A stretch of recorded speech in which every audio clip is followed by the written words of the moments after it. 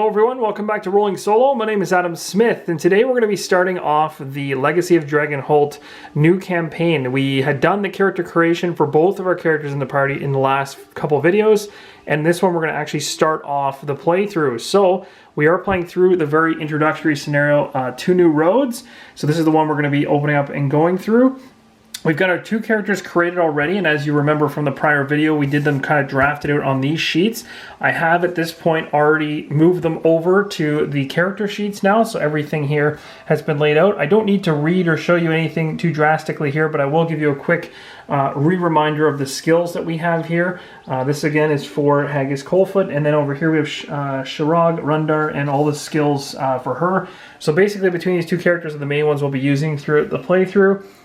Stamina-wise, you're going to notice a difference here, as well as even in the skills. There's a couple things that I changed based on feedback that I got from the prior videos, so I want to thank those individuals for speaking up, because it actually was a really good and wise decision. So I didn't realize, actually, when I created these two characters, that they both were ranged.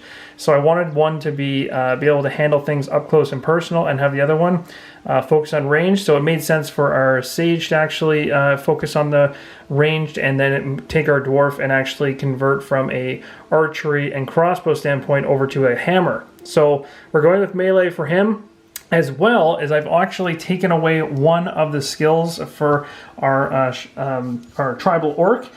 She used to be at a 10 for stamina, and I moved her back up to 12. I don't want to take too much stamina away from these two characters, because we're only playing with two, and the game says that it gets tougher, and they actually give you 2 free stamina per character when you're playing with 2 characters, or less, because essentially it is a little bit tougher. So right now, we would normally get 5 skills, 1, 2, 3, 4, 5, and you can see I've got an extra 2 for each character. So we're keeping them balanced. We're giving them a little bit of extra skills, knocking down the stamina just a bit. Max is normally 14, but because, like I said, we're playing with 2 characters, they give you 2 extra each, which would be 16. Because we took 2 additional skills for each character, we get dropped down by 4, which gives us the 12 and the 12. So that's kind of all that set up. Of course, when we're playing with 2 different characters, we have these particular tokens right here, these kind of Rouen tokens. They're almost like activation tokens, so basically how they work in a quick overview, although we'll talk about it a little bit more when we move through the playthrough, is basically it determines who is able to activate or be used during a particular encounter or question or something along those lines. If your token happens to be flipped to the opposite side, then you have to wait essentially till the other character uses their activation, and then once both are flipped, they both get reactivated again. So that's kind of how it ensures that you're not just essentially choosing the one character you want to use constantly over and over and over again. Very interesting but simple mechanic to make that work. So those are going to cover these. We do not need these sheets anymore. The only other thing I'll make you aware of is I don't have the printouts right now for the story tracking sheet, although they're on the back of the rule books and whatnot.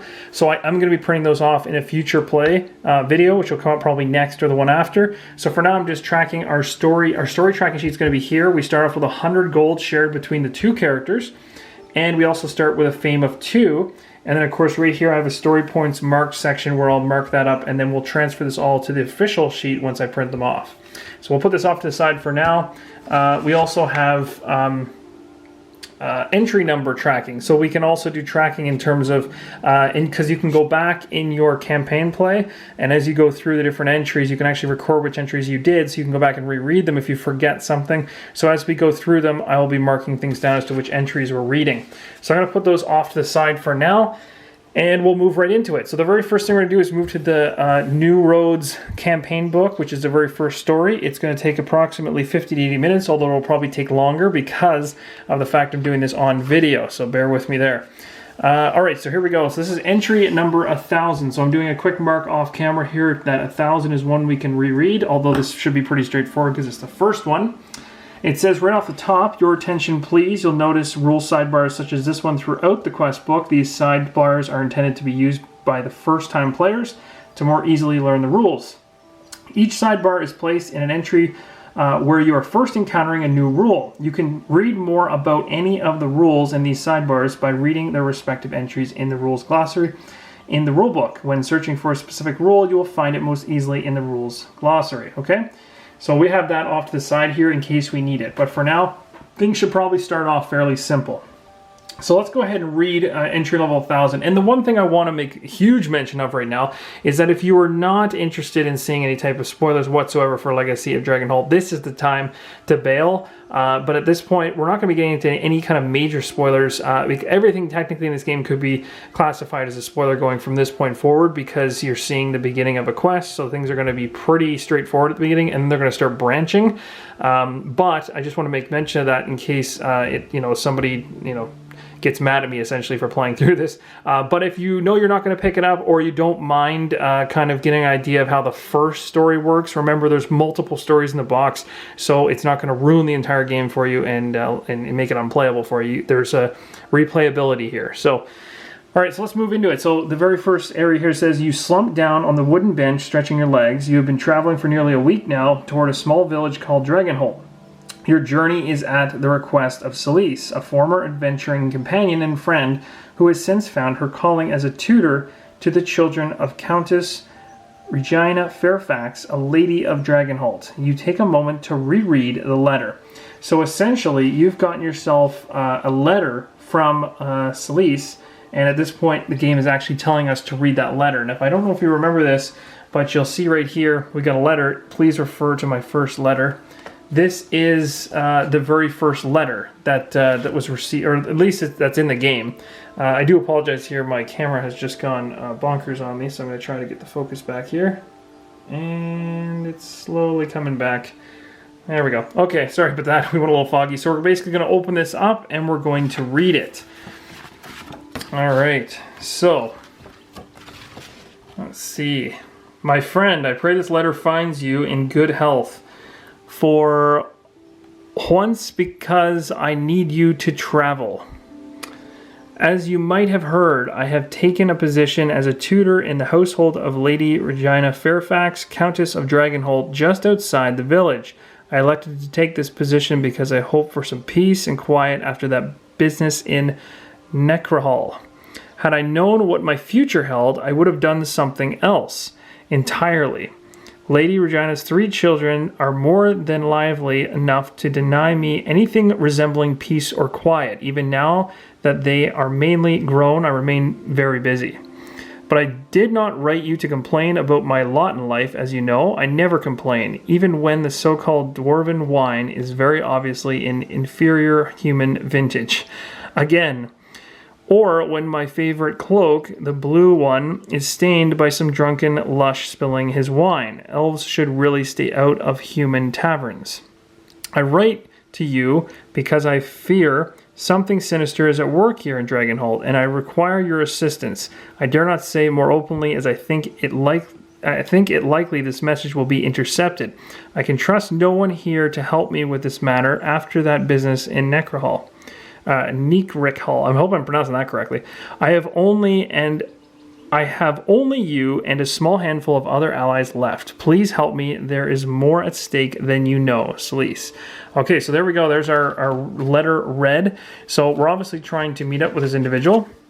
So let's go ahead and get back to this particular entry. So you are uncertain why Celise has summoned you to Dragonholt. That is very true. Her letter is strange, speaking only of vague threat that requires your assistance. And although you are sure the letter was written in her hand, the message contains several details that you find uncharacteristic of the elf you adventured with in the past. You had never known Celise to drink dwarven wine, and you would swear she's always wore a green cloak. It is not unthinkable that her preferences have changed over the years, but something about the way the message is written makes you feel there is more to the letter than is obvious. You have always known Celise to be excessively proper in her speaking. She must have been in a panic while writing to have produced so many spelling errors. That's true, actually. As I was reading through it, I was picking out spelling errors like crazy, which was actually making it very tough for me to read. Even more alarming is the brief note on the back of the letter. You had not received any word from Celise before this one. Could she have sent another letter that was intercepted as she had feared? Regardless of the vagueness of her request, you owe Celise at least this much after the business in Necrohall. As a tutor in the employ of a countess, she may be in a position to reward you handsomely for any assistance you can render. Excuse me, is this road the fastest way to Dragonholt? You look up from the letter to see Miriam, a gnome merchant you've been traveling with, talking to another traveler, pointing down a path toward a forbidden-looking forest. If you're going to Dragonholt, you'll have to go through Eventide Forest. Ain't no way around it. About a day's travel straight through. Miriam thanks the traveler and he continues on his way, the direction opposite the forest. You fold the letter and stow it away before standing. It won't do to rest for too long. You sling your baggage over your shoulder and prepare to resume your travels. Miriam turns to face you. Well, what are you waiting for? If that's the road to Dragonholt, let's be off. Miriam has been traveling with you for some 3 days now. Like you, she's traveling to Dragonholt, and, as she put it when you met, the more the merrier. We should proceed with caution, calls Braxton from behind you. The orc woman hefts Miriam's bag off the ground where the gnome had left it and drops it into Miriam's open arms. Rumor has it there are bandits who make camp in those woods. We should watch our backs as we pass through. Since meeting Miriam and the orc knight errant, you have found Braxton to be the more cautious of the pair by a wide margin. As far as you can tell, Miriam has hired Braxton for protection, but at times the orc seems to dote on the gnome for more than a bodyguard would. You nod in agreement as at Braxton's comment. With a last fleeting glance at the crossroads sign point, you follow after the energetic gnome who has already started off toward Eventide Forest. Okay. So we've got ourselves a choice here. So this is kind of where we have some red text. And this is going to talk about a whole section so we can get a little bit about the rules before we actually make this decision. So it's really important to kind of get a little bit of an understanding as to like how the actual game will work. So making decisions. So during your adventures, you will decide how you react to situations and how you act in general. Options, which are seen above here in red, are easy to identify by their white text on a dark red background. When you reach our decision point, a set of 2 or more options will read each of the available options and choose the one you prefer. You will then resolve the effects found below. Each effect is preceded by an arrow. So very straightforward. You just pick one, move along, very much like we're all used to with Choose Your Own Adventure style books. For example, if you choose the what else have you heard about these bandits option, you're instructed to read a certain entry, bam, you do it. To resolve this effect, you will turn the page that contains a specified entry, read it, and that entry in turn will contain another decision point or have further effects for you to resolve. Now with multiple players, this is what's really important for us. If you're playing alone one player, you will make all the decisions throughout your adventures. It's very straightforward. However, if you are playing with 2 or more players, which technically I am because I'm playing with 2 characters at once, each player has an activation token and you exhaust your token turning it face down when you make a decision. Once you have made a decision and your token has been exhausted, you are unable to make another decision until your activation is refreshed. This is what we were talking about earlier. When you reach a destination point, one of the other players whose activation token has not been exhausted will make that decision. Determine who will make each decision as a group, which in solo play will just be me. When all players have exhausted their activation tokens, all players refresh them, turn them face up. When you make a decision, you become the active player automatically, and the word you in quotations in an effect refers to you, the active player. The words in quotation you each refer to each hero individually. So those are just kind of things you got to watch out for. For us, because I'm playing, technically I could have played with one character and then it would have just been me always constantly incurring every single check, but I thought it'd be kind of cool to have 2 so that we have a balance of skills, plus there's a little bit of fun in one activation rune token being flipped and the other one not being flipped. So that makes it really, really interesting, at least in terms of decisions wise as we go through. So we have to make a decision here as to what we do. We can say, let's make some headway before we lose the light, and we could just kind of get going. Essentially, it says here at the very end of that, you nod in agreement at Braxton's comment. With a last fleeting glance at the crossroads sign points, you follow after the energetic gnome who's already started off toward Eventide Forest. So we could go that way towards Eventide Forest, and I believe that's what the top option would have us do. It says, what else have you heard about these bandits? So we can ask a little bit more about what's going on with the bandits that they mentioned. Or we can stick close, Miriam. It's dangerous to get separated. And stuff like that. So Miriam, again, is, let's see here. Since meeting Miriam and the Orc Knight errant, you found Braxton. Okay, so let's, let me see. I'm just rereading something really quick here. Let's try and continue on his way direct opposite of the forest. Yeah, see, Miriam wants to go a different way. So the thing is, the worry is that if Miriam goes a different way and going the complete opposite way of the forest, then we're letting her go off by herself. So the question is, do we want Miriam to stick close, or do we, want to just let her go? That's the question. It has said that Miriam was with us for 3 days, I think. So it's kind of tough to say. I almost kind of want to let her go and see what happens. It does say it's dangerous to get separated. We know there's bandits here, so I guess there's that question. For this particular one, I'm not going to let you guys decide this one. I'm going to do this first one, and then once we get towards the end of the video here, I'm going to have you guys start chiming in on which option we should take, which will be really fun.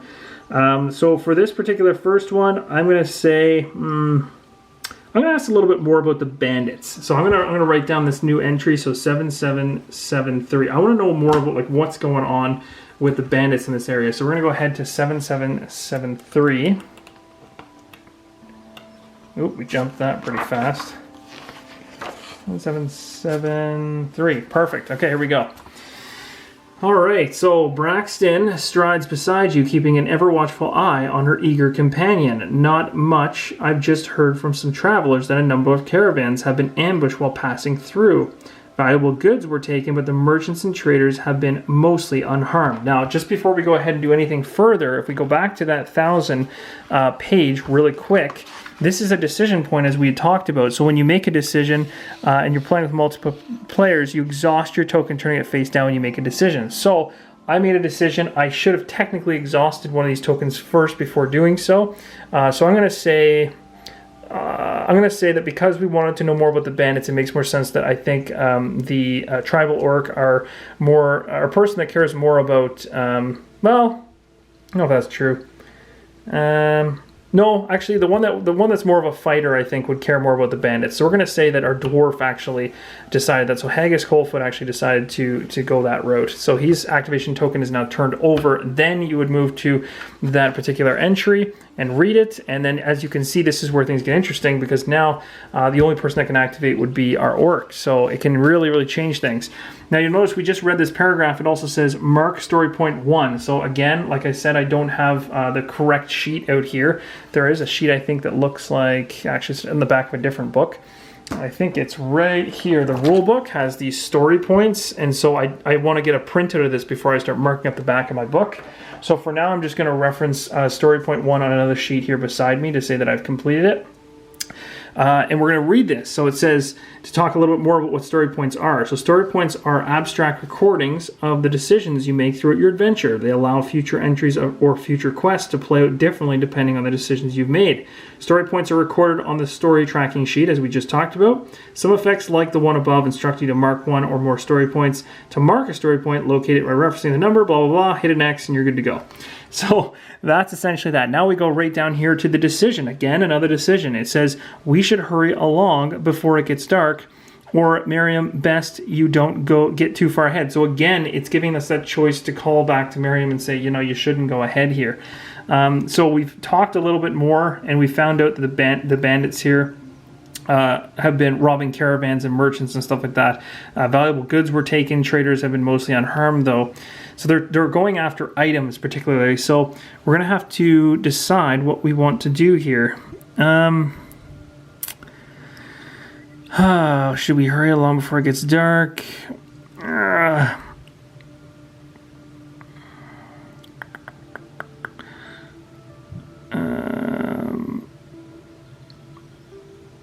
Let's hurry along. I'm going to decide to hurry along. So we're going to activate Sharag Rundar as a decision point now, and she's the active player. We're going to choose 6620. So we're going to go over here, 6620, and we'll start reading that and find out what happens now. 6620. Where is 6620? Oh, there it is. Okay. You hustle forward to catch up to the gnome and keep pace with... And I do apologize for the blurriness, guys. I'm going to probably have to bring the lights up. I actually have the lights dimmed right now, mainly because of these candles. And I think what it's doing is it's actually causing my camera to go crazy. So I'm going to, in future episodes, don't worry, I will correct that by pumping up the brightness. So you hustle forward to catch up to the gnome and keep pace with her. Braxton falls in just behind you. I understand your enthusiasm, but we must take our time once we enter the forest, or we may become lost. Mark story point A1. So now we've got story point A1 marked. So I'm writing that down. And read entry 1340. Okay, so now at this point we've activated both of our characters. So both of these runes would come back up now. And then we move on to story point 1340. Find out what happens next. Let's see. Story point 1340. 90. Whoa, wait. I'm getting a little bit... I think I just messed up on the... Let's go back to 6620. I want to make sure I got the right number there. 6620... 1340. 1340.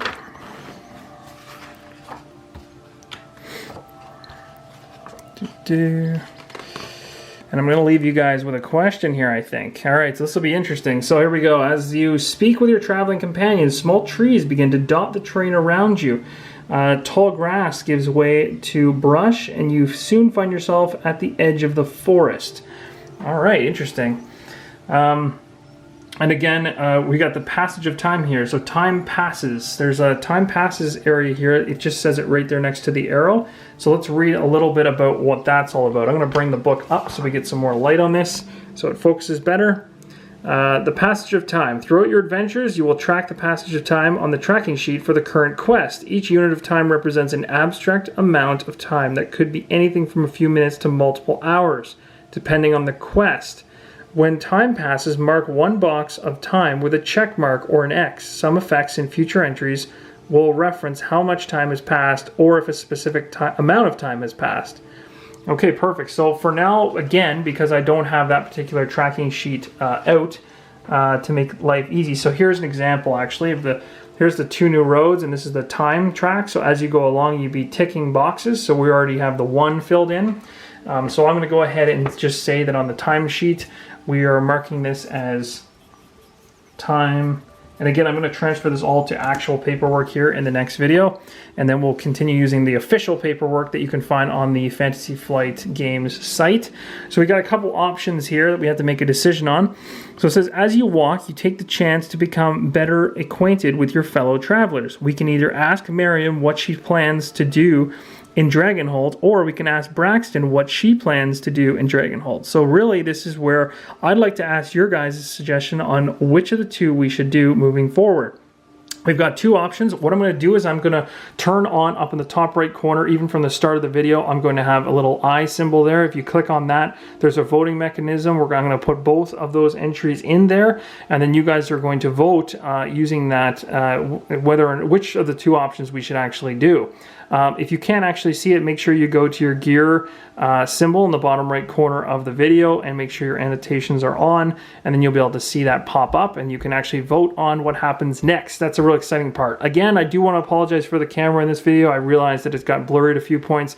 I will be kicking the lighting up to be 2 times as bright next time because it got a little bit fuzzy there on the sheet and the darkness kind of messes with the focus. So that will be corrected by the next video. Hope you guys are enjoying the playthrough, and I hope to see you in the next one.